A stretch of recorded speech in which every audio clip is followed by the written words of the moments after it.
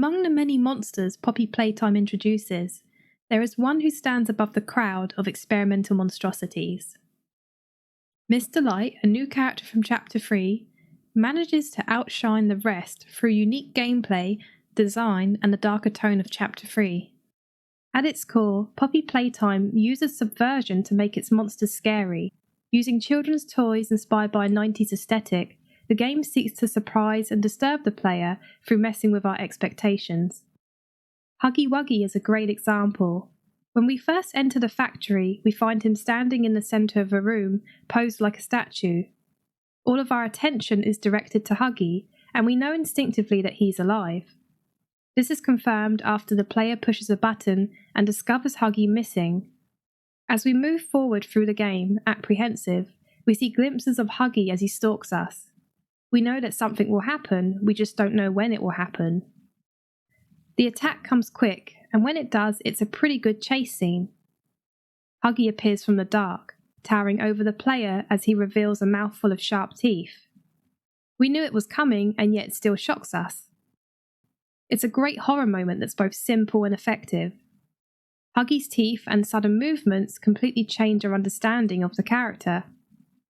The transformation is effective horror as it plays with our expectations, both rewarding them while also undermining them, shown when Huggy manages to crawl through the vents. He goes from this slow, tall, lumbering monster to fast-moving in a space he shouldn't be able to fit. The vent lulls the player into a false sense of security. Huggy defies our expectations over and over again, never allowing us to get comfortable, which makes for great horror. Now let's talk about Mr. Light. Just as the player enters the abandoned school in Playcare, this cheery female voice addresses us through the speakers. This is Mr. Light speaking. Please excuse the interruption. Students, remain in your seat until the bell has rung, and no going in the halls without a hall pass. This is our first introduction to the character, and all we have is her voice. She even sounds concerned, advising us to leave, which seems to show good intentions. On top of this, she's a teacher, someone who we associate with responsibility. She would have cared for the children at this school. So without even having seen her, we could almost mistake this person for a human. However, her personality would be nothing without her design, namely her face, which creates the most shocking contrast. Most monsters we meet don't look radically different from the original toy line. This is especially true for secondary monsters like PJ Pugapilla, Bonzo, or the Smiling Critters. Even if they look scary, it's not usually too different from their original designs. Monsters who are the main antagonist of each chapter are treated differently.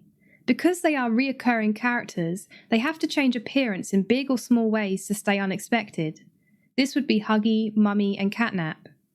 Their changes can be minimal, say having dilated pupils and a dirtier appearance, or more extreme, say growing sharp teeth, or becoming this. Oh my god, there he comes, he is a chunky lad. Chapter 3 plays with design extremes, ranging from Nightmare Huggy to Nightmare Catnap and Mr. Light. All characters who feature drastic changes from what was previously established. While Mr. Light doesn't transform exactly, I'd argue that her cutout creates our first impression of her. The game literally shoves it into the room just before she comes out, so it's clearly intended to set up what she might look like. Adding to this are the quick glances of Mr. Light's profile as she walks about the school, never revealing her face, which really ups the player's desire to know what she looks like. Because the game sets her up as this mostly normal-looking teacher, we know something must be very off with her face. So when we finally see this woman with her entire face missing, it's pretty shocking. It's one of the best uses of a character cutout across all the chapters. This cutout doesn't just exist to show what Mr. Light may look like, but to make us apprehensive about the part that's missing. We know her outline, her voice, that she's insane, but we do not know her face. This missing part creates tension in the same way Huggy's absence was effective tension in Chapter 1. And when we do see it, the whole design just reeks of unspoken horror. Because her face has been shattered along the lines of the original smile, her broken mouth is permanently smiling. It's unsettling because it implies the fakeness of that smile. Like the majority of the experiments, Mr. Light is psychotic, but she's also more human in design. Seeing the gory parts underneath really highlights her humanity in a way that's more uncomfortable because she looks so human-like. A final contrast is her breathing. The cheery feminine voice we hear on the speakers is gone, replaced by this mute creature that only breathes heavily between the occasional low chuckle. Her cutout also includes her voice, and so both work together to undermine what we expect her to look like, but Mr. Light's breathing works best to add tension as she hunts the player within her skull. The sound alerts us to the meaty nature of her insides, that she was made from human parts, taking laboured breaths like an injured person might. Just as her face on the cutout is a false reality, so is her voice, and her heavy breathing so strongly relates to her design that it makes it all the more powerful. When we finally see and hear the true Mr. Light, she is not what we were expecting. I also think that her role as a secondary antagonist adds to the subversion of expectations. Catnap is supposed to be the big bad of this chapter, the scariest monster, but there's a major problem with this. With every scene a monster appears comes the expectation of a fresh horror experience. When nothing happens, you face diminishing returns of fear. Fear works best when it's unexpected. It worked for Huggy Wuggy especially well because the first chapter was setting new expectations, and you reach his chase scene in about 20 minutes. But with each chapter that gets longer and longer, the main monster has a harder time at maintaining an intimidating presence. Catnap, for example, may knock you out with sleep gas in a predetermined cutscene, but the player has no control over this. Being helpless should create tension in a horror game, but instead it tells the player to sit back and relax. This actually caused many players to not realise they were supposed to shoot their green hand at Catnap in a final boss fight. The game trained players to think of the cutscenes as a passive experience. Mummy Longlegs also suffers from having a longer chapter because she only becomes a threat at the game's end. Isn't this exciting, Poppy? Very exciting, Mommy. Mommy heard that Miss Poppy was going to just... She may sound sinister in various cutscenes, but without the violence to back it up, she just isn't terrifying.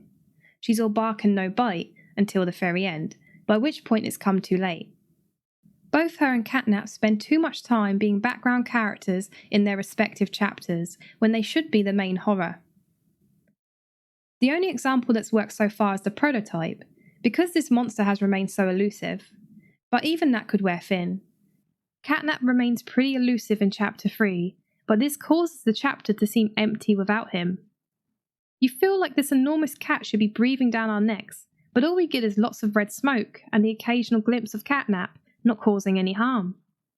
His red smoke just becomes this passive barrier in which you maneuver around, lacking any real tension.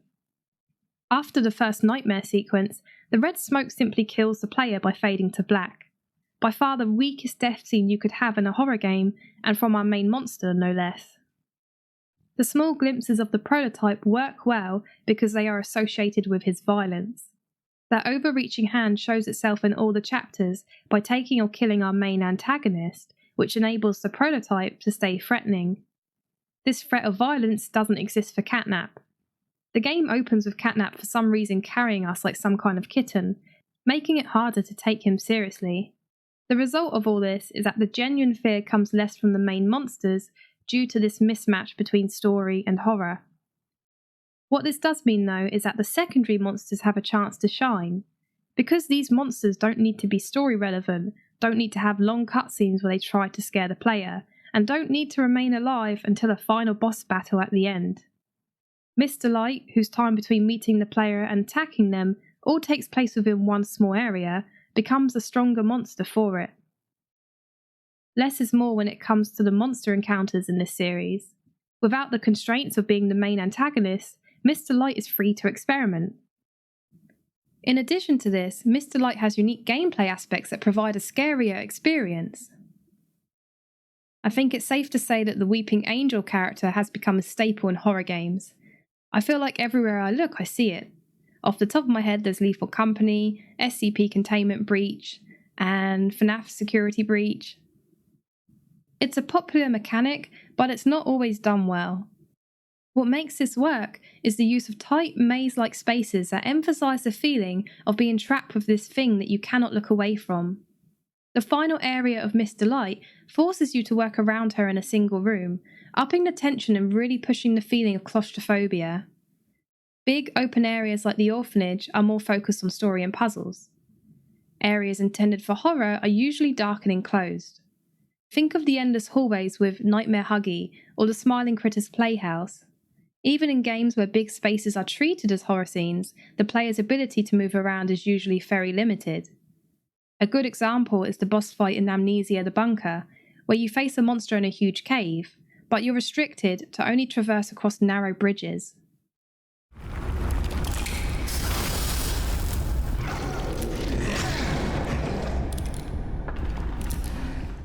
By preventing the player from freedom of movement, the developers make it so that evading the monster becomes more suspenseful. By forcing the player into a small space with Miss Delight, it ramps up the tension and makes her Weeping Angel style of play much more intense. And then there's FNAF Security Breach. Now don't get me wrong, these robots are creepy, but they fail to be terrifying. One of the first things I notice is that they don't make much sound, something which is incredibly useful when you have a character that's going to be frozen for a good amount of time. Sound can really elevate it. When you hear the rush of a coil head in Lethal Company, or the slapping of Miss Delight's shoes as she stalks the school. This adds a lot of pressure on the player. Coil heads especially make this awful running sound, accompanied by their springs bouncing.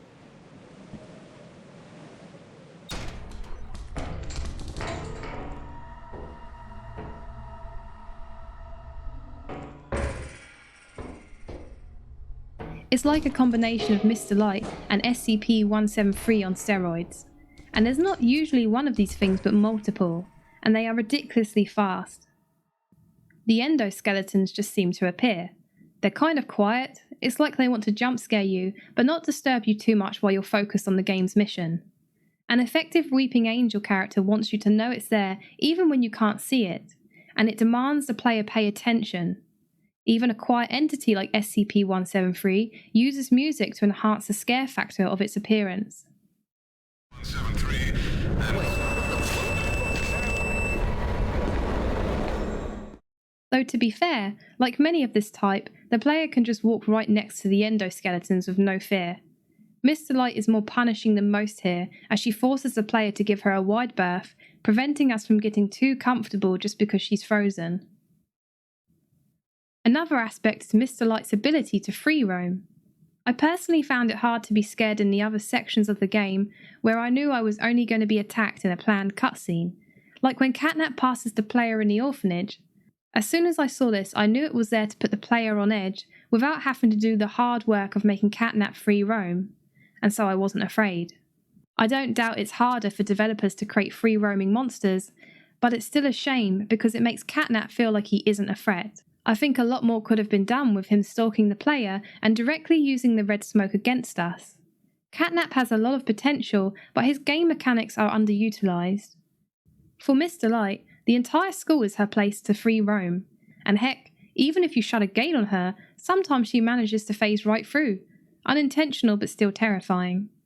Originally it looked as if the developers intended for her to be able to move whenever the lights flickered off, but they must have considered this too difficult because it was removed. I kind of wish they didn't remove the feature, but you have to tread a delicate balance with a free roaming monster, and Miss Delight manages it.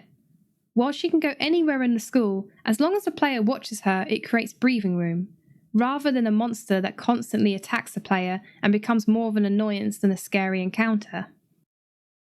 And this leads into my final part, which is the darker tone of Chapter 3. The darker tone enables horror not seen in the other chapters. I've noticed that as each chapter peels back the layers of the story, the developers seem more and more keen to highlight the horror aspects of the narrative. Horror has always been part of the game, but due to the lore, it feels as if the horror was held back somewhat. As the narrative becomes clearer, it becomes more dark and explicit. We don't just see this in-game either. In 2023, the official YouTube channel Mob Entertainment released a couple of short, VHS-style footage with some graphic depictions of dead employees who get in Huggy's way as he escapes into a forest. So graphic that even YouTube itself censored them. In their efforts to add realism to their story, the creators lean more into the horror aspects, and this reflects in Chapter 3. One of the darker aspects is the setting of Playcare itself. When your story involves the suffering of children, it's not surprising that a darker tone surfaces.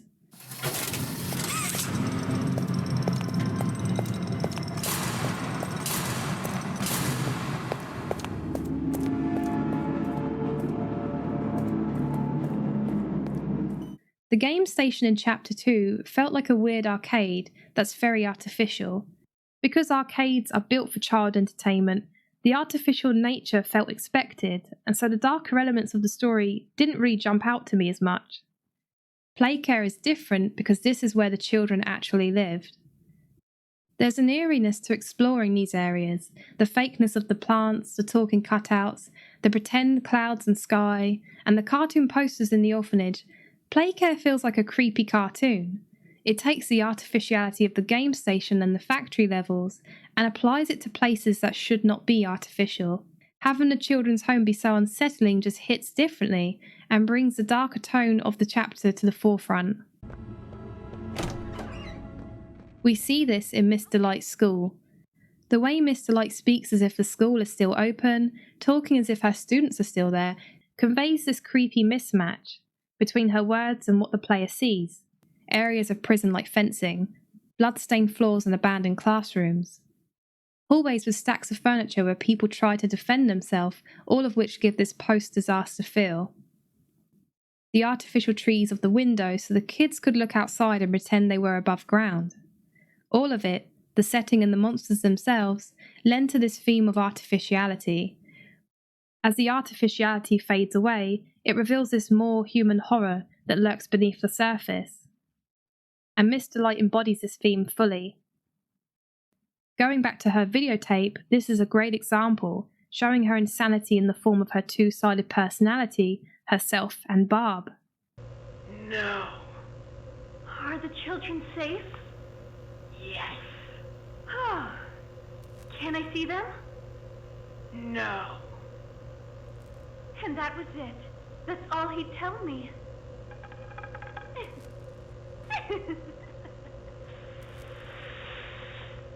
Probably because he knew I'd kill them all.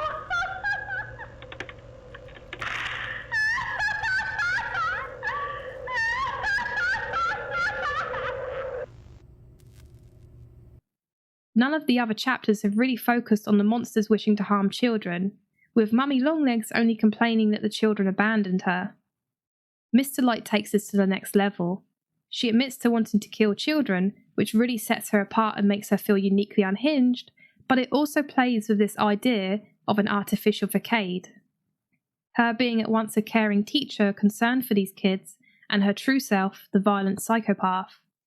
It reflects on the story as a whole, where this toy company set out to do good things, but slowly became twisted into something more monstrous. I think her design itself reflects this darker tone. In the same way we see the bodies of the workers in the VHS tapes, the darker tone allows for darker moments. Miss Delight's face isn't just creepy, it's reflecting the story's changing tone. We know that the toys were made with human parts, but Miss Delight is the closest to a person so far aside from Poppy, at least in how she looks. While many of the other monsters are more non-human in design, Miss Delight comes to us in this disfigured human form, which makes her more real and unnerving. I think the prototype will likely follow this, with his own body being a mixture of human and toy, a mixture of real and artificiality. As the human horror of the situation becomes clearer, it's reflected in both character and setting designs that lean more into this tangible darkness. All of these aspects make Miss Delight stand out. She is the only monster, in my opinion, to get an almost perfect mix of horror and puzzling, something which the game struggles with at times. I think she proves that good horror is what makes Poppy Playtime so memorable. People picked up the game because Huggy Wuggy looked so terrifying, not because they wanted to know the lore at first. The monster being so effective is what led to the lore being of any interest at all. It's important not to leave horror behind in favour of story and vice versa. As a result, Mr. Light becomes one of the scariest enemies encountered so far. Thanks for watching.